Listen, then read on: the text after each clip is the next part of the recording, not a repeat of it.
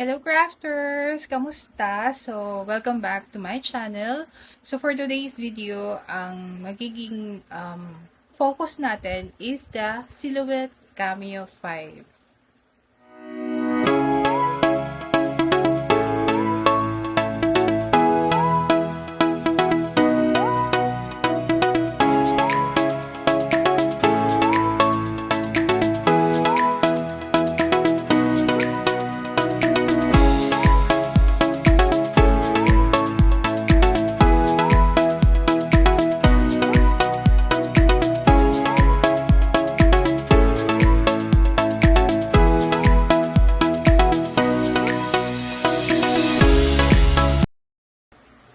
So, yung Cameo 5 was released last year.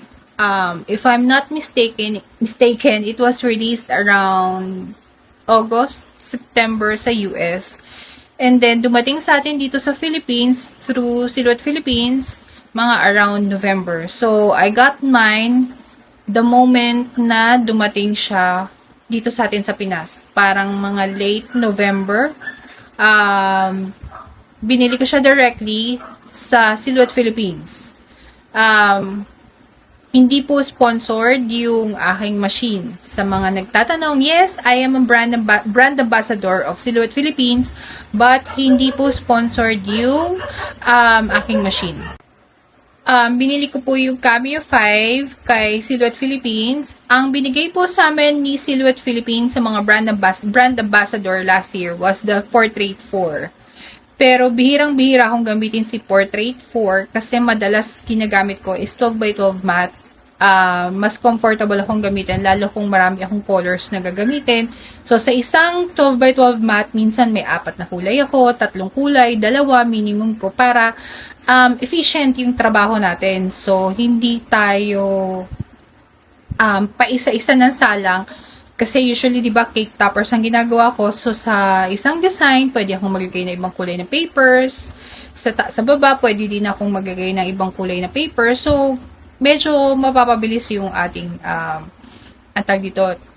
gawa ng toppers.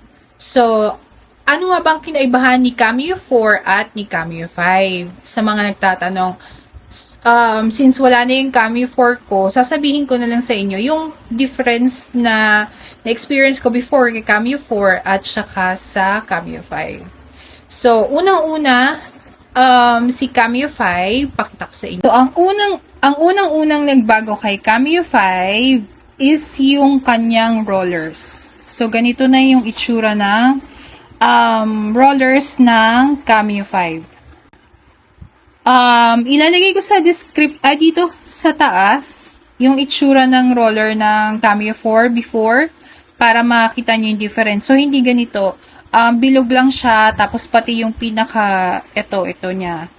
Walang ganyan before sa Cameo 4. So, ito, Cameo 5 and Portrait 4, same na sila halos ng rollers. So, ito na siya. Tapos, nandun sa loob yung, sensor. Dali, hanapin natin. Ayan, ayun yung sensor niya. So, kailangan yan, panatilihin yung malinis, maayos, walang dumi, kasi para hindi mahirapan sa print and cut yung inyong machine. So, ayan yung sensor. Kulay red yan kapag ka-open yung inyong machine. And then, ito natataas to. Pero pwede nyo rin siyang ibaba if you want. Pagka magpapasok kayo ng paper, pwede naman. Kung before, sa Cameo 4, parang nandito banda yung roller niya, tapos bilog lang siya. Parang ganito, bilog lang siya dito. Tapos, naka-wrap around lang yung roller niya before. Ito, hindi na. Ito yung tinatawag nating pinch roller. So, iaangat nyo lang ng konti, dahan-dahan lang. Ayan. Kasi maraming naging instances na nagka-crack sila dito. Yun naman daw ay dahil manufacturer error. So, dun yung sa manufacturer ni Silhouette nagka-problem. So, ayan. So, ganyan na yung ating roller ngayon. Dahan-dahan lang, hindi naman kailangan all the way itaas mo siya. Angat mo lang ng konti. Kasi pag in all the way mo, parang magkiklik siya eh. Angat lang ng konti, luluwag na yan. And then, make sure naka-fix yan. Hindi yan gagalaw. Ito, yan. Tatapat nyo lang dun. No? Parang may ridge. Ayan. And isa pang kinaibahan niya is the blade carriage. So, yung 1, same lang naman sila, blade carriage 1. Yung blade carriage 2, dito nagkaroon ng pagbabago. Ayan. Kung makikita nyo, zoom in natin. Ayan. So, kung makikita nyo, ayan. Meron siyang parang metal dyan na magnetic. Kasi meron na po tayong special tools for Cameo 4, for Cameo 5. So, meron na kasi tayong foil heat pen na compatible for our Cameo 5. So, hindi na natin kailangan gumamit ng third party na foiling pen para makapag-foil tayo gamit ang Cameo 5. So, meron na siya. Didikit yan dyan. Wala pa kasi ako eh. Medyo may kamahala siya. O, ayan, bumibili po kami ng blade ha. So, ito yung binili ko last time. Ito is embossing tool. So, hindi ko pa siya natatry. Ayan siya. Kita niyo ba? Wait. Ayan. So, embossing tool, dalawang kapal yan. Merong fine at saka merong large. Ayan. Tapos, may kasama tong embossing mat. This is only compatible for Cameo 5 and Curio 2. So, hindi to compatible sa Cameo 4 below. Only for Cameo 5 and Curio 2. So, pwede na din tayo mag-direct emboss. Hindi na rin natin kailangan ng third-party tool para makapag-emboss at makapag-heat foil. Ito na yan. So, sa portrait 4, removable yung parang magnetic niya dito. Para sa heat foil. So, sa portrait 4, hindi tayo pwedeng gumamit nito. Only the heat foil, heat pen tool ang pwede natin gamitin sa Cameo 4. And, isa pang changes na is super tahimik niya. I-open natin siya. Wait ka.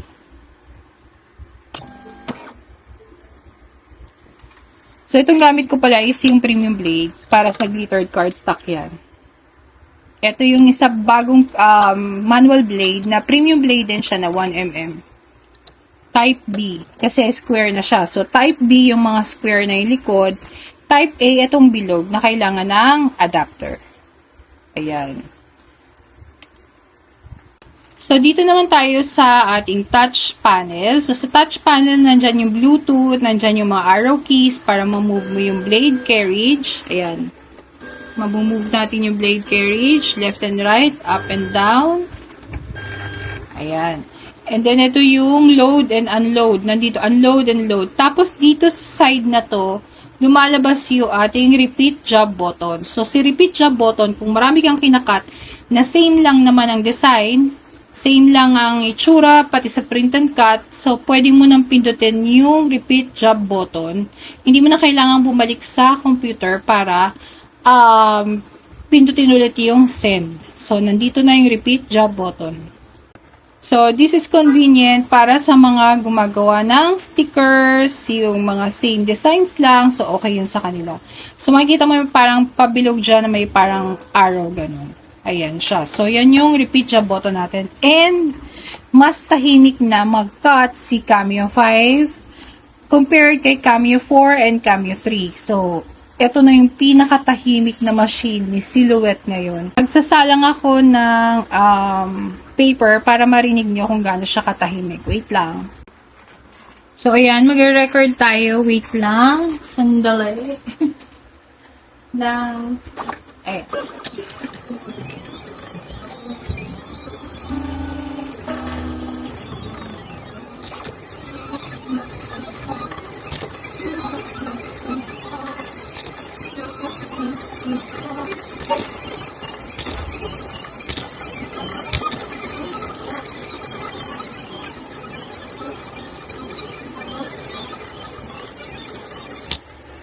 Yan, gumalaw siya. Hindi na masyadong malikit yung aking mat. So, gumalaw na siya. Ayan. So, narinig niyo naman kung gaano katahimik yung aking Cameo 5. Ayan, nawala na kasi dikit sa dulo eh. Pero heart yan. O, diba? Tagal na tong blade ko. Parang ano na to. 1 year na mahigit. Or almost a year na. So, ganon katahimik yung ating Cameo 5 compared sa Cameo 4. Yung Cameo 4 kasi parang merong sirang makina kung tumunog. So, ganon talaga yung tunog niya. Ayan. Isa pa pala sa added features ni Cameo 5 is yung mas better na yung reading ng registration marks. So, kahit merong phototop yung registration marks nyo, glossy, matte, holographic, madaling-madali na po nating makakat sa Cameo 5. So, mas better na yung kanyang sensor doon. So, ayun. Sabi ko kanina, make sure, ayan yung sensor niya ha. Papagpagan nyo lang minsan ng, siguro, cotton bud, something na malambot. Make sure malinis yan, yung mga dito nyo, yan, lilinisin nyo yan. Ayan. Ingin nyo po ako. Pati yun, no, yun yung ginagalawan ng auto blade. Kung may time na ang nangyayari sa inyo is hindi maganda yung cut, hindi pumapantay, gawin nyo lang po to. Kasi may time na yung paper natin is, pag nasusobrahan tayo ng force, sumasabit. So, nawawala sa lugar yung blade carriage. Push nyo lang, off nyo muna yung machine. Ayan. Make sure naka-off yung machine. Push nyo sa left. Ayan, sagad lang ha. Dahan-dahan lang. And then, open again yung machine. Para mag-reset yung blade carriage. So, ganun lang po. Kung sakali mang hindi pumapantay yung cut nyo, reset nyo yung blade carriage kasi pag sumasabit ang cut natin, nawawala yan sa lugar. Maririnig nyo naman siya parang may tunog something. Kahit sa Cameo 4, ganun ang gawin nyo. Cameo 4, Cameo 3, reset nyo lang yung blade carriage para medyo umayos yung inyong cut. So, ang SRP ni Cameo 5 as of today is 22,500 SRP niya. Pero, i-check nyo sa mga authorized dealers. Minsan, nagbibigay sila ng discount at saka promos sa mga shops nila sa Shopee or sa Lazada.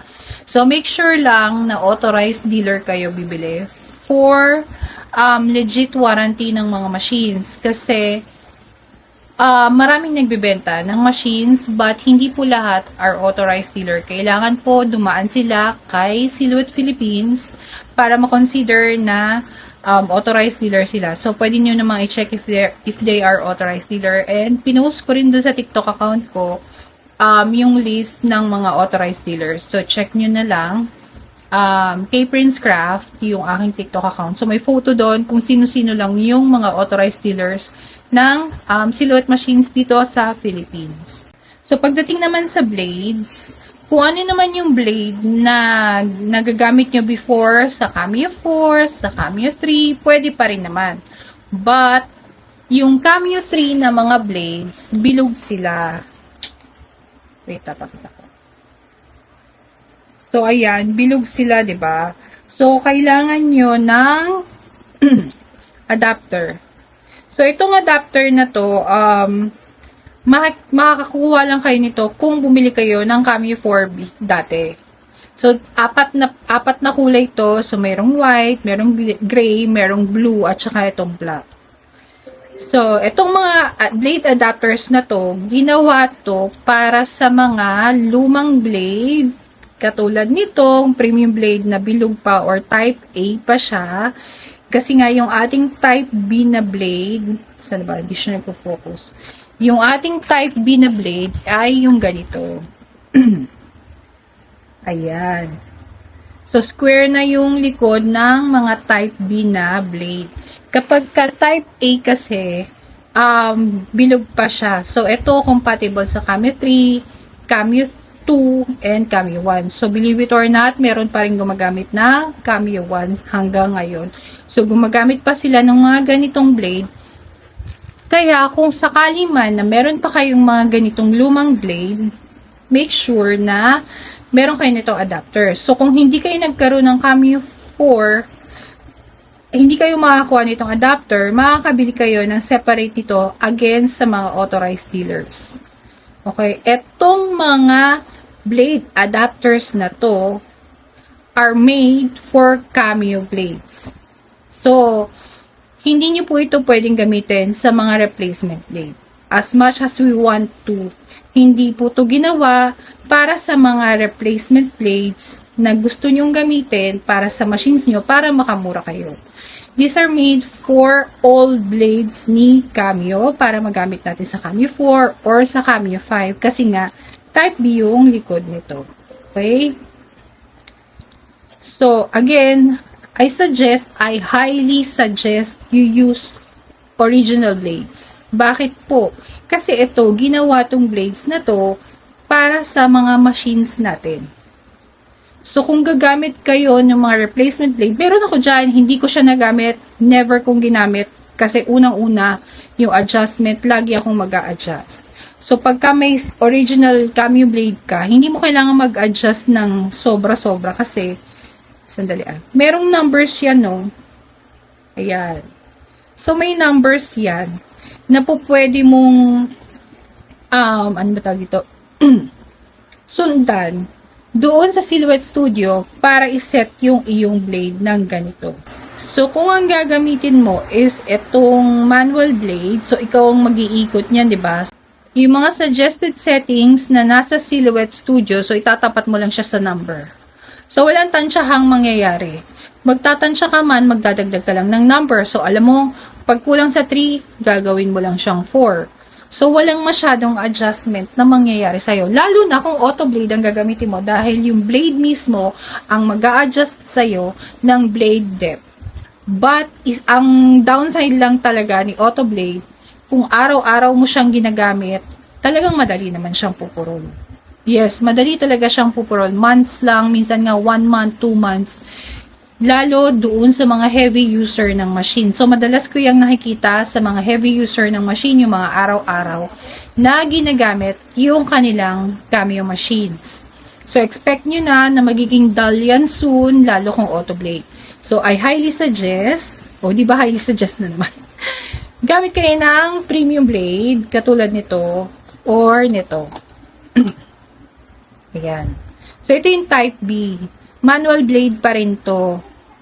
Pero mas matagal tong pupurol compared sa auto blade kasi made of tungsten o alloy. Basta made siya of something na hindi siya madaling pupurol.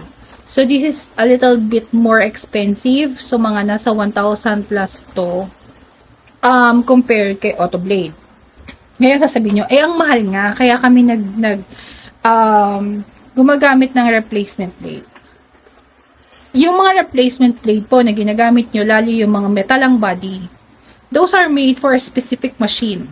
Hindi po yan ginawa para sa Cameo machines. So, kung titignan nyo, compare nyo kung gaano kabigat yung mga blade ng original blade ng Cameo machines doon sa replacement blade, talaga namang may kabigatan. So, makakamura ka, makakamura ka kasi napakamura talaga ng blade niya. Yun nga lang, magtatansya ka. Kung paiba-iba ng material ang kinakat mo, maya't maya ka magtatansya. Oo, siguro kung matagal ka nang gumagamit, alam mo na kung paano tansyahin. But still, nandun pa rin yung room for error. And, remember, hindi po built yung blade na yun for your machine. So, expect mo na katagalan, darating yung time, masisira or magkakadamage yung blade carriage mo. So, siguro pag dumating yung time na yan at alam mo sa sarili mo na gumamit ka ng replacement blade, huwag mong sisihin yung brand. Okay? Alam mong gumamit ka ng replacement blade na mas mabigat sa original blade. So, siguro naman kung araw-araw mong ginagamit yung machine mo, araw-araw ka may income, syempre. So, nakakapag-ipon ka for blade. Kasi kasama yan sa sa expenses natin, di ba? I'm sure binibilang nyo ang blade, mats, papers, kapag ka nagko-compute kayo ng pricing nyo for products na ginagawa nyo sa printing, sa mga personalized, di ba? So, siguro naman, may isasama nyo din si blade and si cutting mat sa mga costings nyo. So, ayun lang. Ito naman point of view gumamit ng machine from Cameo 1 to Cameo 5. So, dinaanan ko lahat yan. 1, 2, 3, 4, 5. Portrait 1, tapos 3, and 4. Hindi ako nag-portrait 2. Portrait 1, 3, and 4. Gamit ko lahat yan. So, nag-umpisa yata akong gumamit ng Cameo mga 2014 or 2015. Pero kung after nitong video na to, sabihin nyo, okay pa rin ako sa replacement blade, wala naman po problema. It's still up to you kung ano po yung gusto nyong gamitin, kung sa tingin nyo mas makakamura kayo, okay lang naman po yun. Wala pa rin naman pong pipigil sa inyo kasi decision nyo pa rin po yan. So, ito suggestion ko lamang po para po mapatagal yung mga machines natin. Yung Cameo 3 ko, parang 2018, early 2018 ko binili. Nabenta ko siya ng kasi naging design team ako ng 2022. So, mga ganun, nabenta ko siya ng 2022 and ginagamit pa rin siya hanggang ngayon nung nakabili. Cameo 3 so alaga ko talaga yung machine. Both Cameo 4 ko, kasi ang Cameo 4 ko before black and white. So, hanggang ngayon, yes, maayos pa rin po siya kasi hindi ako gumamit ng any replacement blade. Replacement mat, aminado ako dyan. Gumagamit ako talaga kasi may kamahalan. Siguro nagtataka kayo, design team ka, bakit ka bumibili? Kasi ang kit po ng design team, hindi porket sinabi kang silhouette design team.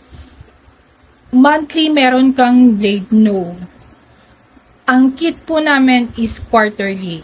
So, yung quarterly na yon, ibig sabihin, every 3 months lang po yan. Hindi po laging may blade. Minsan po yan, cutting mat, stickers. So, kung ano po yung products na pwede po ipadala pa ni Silhouette po sa amin. So, hindi po laging merong blade. Ito pong blade ko, isi-share ko to sa story ko. Binigay ito parang August last year. So, ito pa rin po yung ginagamit ko hanggang ngayon. Pero meron akong binili na, kasi ito mas mura to So, bumili ako nito na pang reserba. Ayan. So, meron akong ganitong pang reserba at saka parang yung auto blade kasi hindi ko ginagamit. So, meron pa akong mga auto blade dyan. So, hindi po porket sinabing ambassador, brand ambassador ka, lagi kang merong something, hindi po, bumibili din po may. Itong machine ko po, Cameo 5, personally, binili ko po yan. So, ayun po, ano lang po kami, sabihin nyo nang we are working free for Silhouette, para po mag-share lang po ng knowledge sa inyo. So, next time naman po, nakita nyo naman po yung cut ko sa Cameo 5, dun sa cake topper. So, next time po, if may questions po kayo na gusto nyong i-feature ko dun sa next video, gamit yung Cameo 5 or yung Portrait 4, comment down below lang para magbibigay ako ng mga sample settings na pwede nyo pong magamit sa machine. Hindi lang po to para sa Cameo 5 pwede din po sa Cameo 4, 3, Portrait 1, 3. Yan. So, ayun po. Thank you so much for watching. Sana po kahit paano may na-share po ako sa inyo. Next time, i-feature natin yung mga blades na pwede nyo pong gamitin for Cameo machines. So, again, thank you so much, crafters!